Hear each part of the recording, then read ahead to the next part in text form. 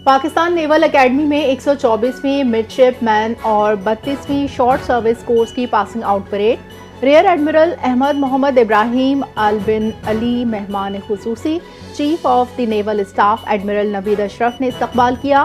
Cadets ने पाक बहरिया के सरबराह को सलामी दी और रियर एडमिरल ने परेड का मुआयना किया। नुमाया कारकर्दगी दिखाने वाले कैडेट्स को इनामात से नवाजा गया।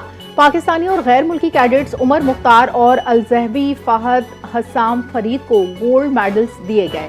मिडशिप मैन शहाब अहमद को अकेडमी ग्रिच, मिडशिप मैन मोहम्मद अजीज अब्बास को बेहतरीन कारकर्दगी पर एजाजी शमशीर दी।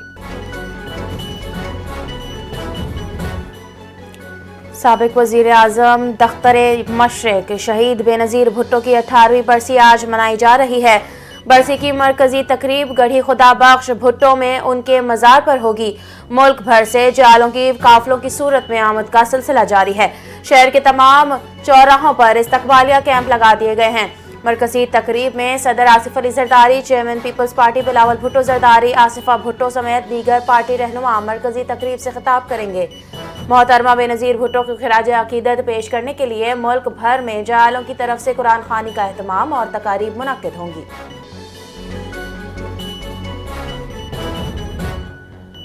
दुख्तर मशरिक बेनज़ीर भुट्टो की 18वीं बरसी पर मुल्क भर से पीपल्स पार्टी के कारकुनान बड़ी तादाद में गढ़ी खुदा बख्श पहुंच रहे हैं, जहां जगह जगह इस्तकबालिया कैंप लगाए गए हैं। खातून अव्वल आसफा भुट्टो ने फरियाल तालपुर के साथ बेनज़ीर भुट्टो के मज़ार पर हाजिरी दी। जुल्फ़िकार अली भुट्टो, मुर्तज़ा भुट्टो, शाहनवाज भुट्टो की कब्रों पर फूल रखे। General secretary peoples party senator वक़ार मेहदी समेत दीगर रहनुमाओं और जियालों ने बेनज़ीर भुट्टो और भुट्टो खानदान की दीगर शख्सियात की कब्रों पर हाजिरी दी। हुकूमत सिंध ने साबिक वज़ीर आज़म शहीद मोहतरमा बेनज़ीर भुट्टो की बरसी पर आम तातील का ऐलान किया है।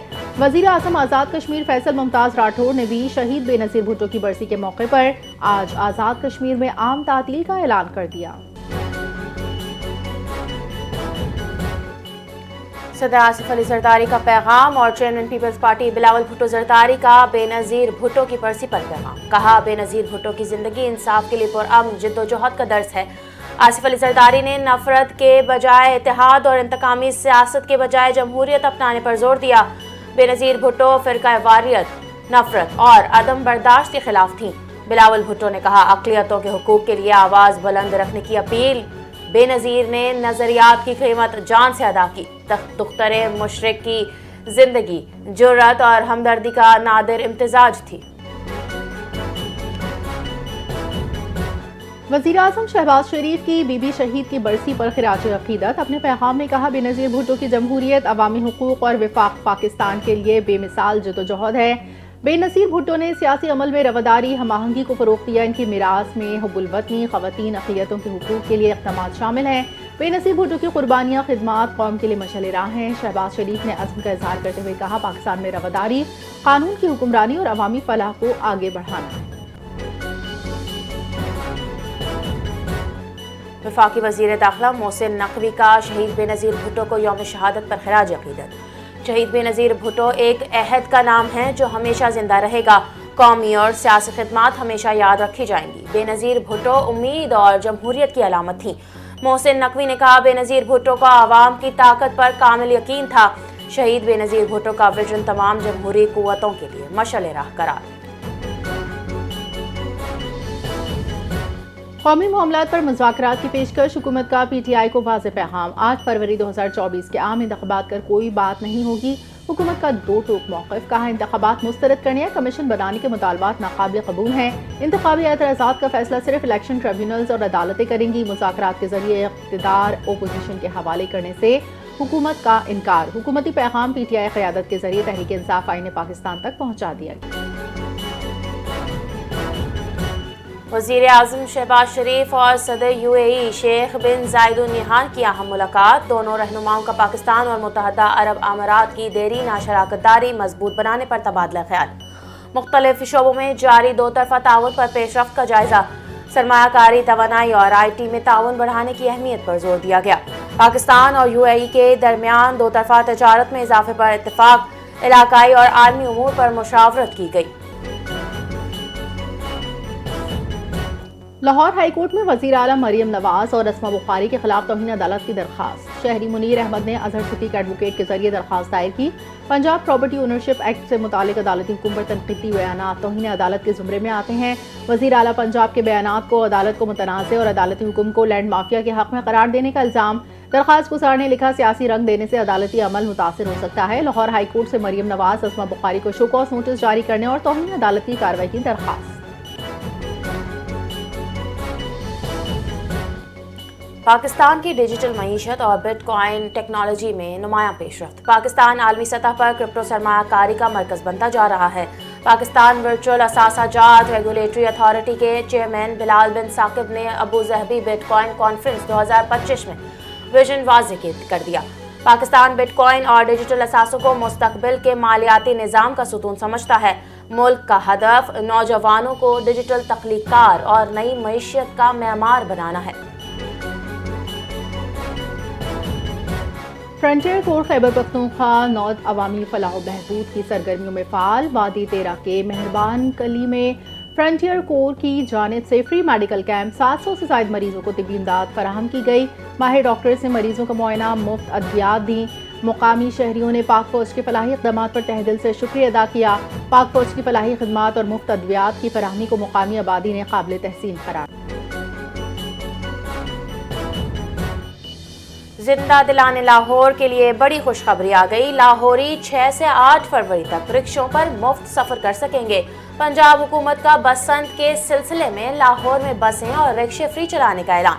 6، 7، 8 فروری کو لاہور میں بسیں اور رکشے فری چلیں گے. پنجاب حکومت کا لاہور میں بسنت سے تعلق اہم اجلاس. بسنت کے حوالے سے احتیاطی تدابیر اپنانے اور انتظامات کے متعلق تبادلہ خیال کیا گیا. وزیر اطلاعات اسما بخاری نے کہا لاہور میں 3 روز کے لیے بسیں اور رکشے فری چلائے جائیں گے تاکہ لوگ کم سے کم موٹر سائیکل استعمال کر سکیں.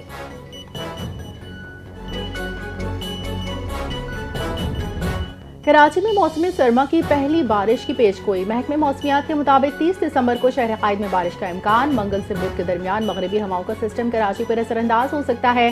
مغربی ہواؤں کے بعد شہر میں سردی کی شدت بڑھنے کا امکان. 28 دسمبر کو مغربی ہواؤں کا سلسلہ بالائی علاقوں کو متاثر کرے گا. 29 دسمبر کو بلوچستان ملحقہ علاقوں میں بارش متوقع. افغانستان میں دہشت گردوں کی محفوظ پناہ گاہیں خطے اور عالمی سطح پر سنگین چیلنج. اقوام متحدہ کی رپورٹ کے مطابق افغان طالبان رجیم کی پشت پناہی میں افغان دہشت گرد عالمی امن و امان کے لیے خطرہ. افغان دہشت گرد بیرون ممالک دہشت گردی اور سنگین جرائم میں ملوث ہیں.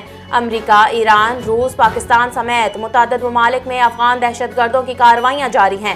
جرمنی اور دیگر ممالک نے افغان مجرموں کو ملک بدر کرنے کے احکامات جاری کر دیے. پاکستان یمن میں امن و استحکام کی کوششوں کی حمایت کرتا ہے. دفتر خارجہ کے ترجمان نے کہا یمن کی صورتحال پر گہری نظر ہے. سعودی عرب کی سفارتی کوششوں کی تائید کرتے ہیں. پاکستان نے یمن کے دیرپا امن کے قیام کی امید کا اظہار کیا. یمن کے استحکام کے لیے متحدہ عرب امارات کی کوششوں کو سراہا. پاکستان نے یمن کے علاقائی سالمیت کے احترام پر زور دیا. فریقین سے ایک طرفہ اقدامات سے گریز اور مذاکرات کے ذریعے سیاسی حل کی اپیل کر دی. بریڈ فورڈ میں پاکستانی قونصلیٹ کے سامنے احتجاج پر پاکستان نے برطانیہ کو ڈیمولش کر دیا. ڈیمولش کے بعد برطانوی ہائی کمیشن نے پاکستان سے مبینہ جرم کے شواہد طلب کر لیے. برطانوی ہائی کمیشن نے موقف اختیار کیا کہ برطانیہ میں پولیس اور پروسیکیوشن حکومت سے آزاد ہے. غیر ملکی حکومتوں کو کسی جرم کے شبہے میں شواہد پولیس لائزن کو دینے کی ہدایت. فراہم کردہ مواد کا جائزہ برطانوی پولیس قانون کے مطابق لے گی. قانون شکنی ثابت ہونے پر فوجداری تحقیقات شروع کی جا سکتی ہیں. سکھ فار جسٹس تنظیم کی جانب سے بھارت میں عیسائیوں کے لیے محفوظ وطن ٹرمپ لینڈ کا مطالبہ. اقوام متحدہ کے حق خود ارادیت کے تحت شمال مشرقی بھارت میں ٹرمپ لینڈ کا نقشہ جاری. سکھ فار جسٹس عالمی خالصتان ریفرنڈم کے دوران ٹرمپ لینڈ کی تجویز پیش. ٹرمپ لینڈ نام امریکی صدر ڈونلڈ ٹرمپ جے ٹرمپ کے نام سے منسوخ کرنے کی تجویز. گرپتن سنگھ پنو نے امریکی صدر سے براہ راست مداخلت کی اپیل کی. مودی حکومت میں عیسائی اور سکھ برادریوں کو منظم تشدد اور خطرات کا سامنا ہے.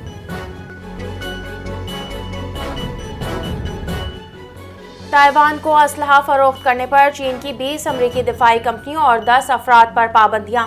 پابندیوں کی زد میں آنے والے افراد کے چین میں اثاثے منجمد داخلے پر بھی پابندی عائد کر دی گئی۔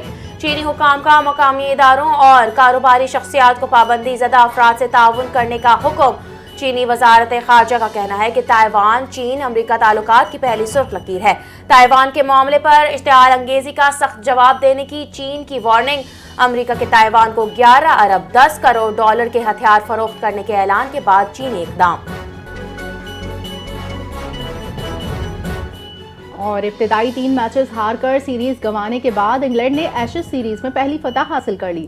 انگلینڈ نے 175 رنز کا ہدف 6 وکٹوں کے نقصان پر حاصل کیا۔ جیکب بیتھل 40، زیک کورالی 37 رنز بنا کر نمایاں رہے۔ بین ڈک 34، جو روٹ 15 اور برینڈن کارس نے 6 رنز بنائے۔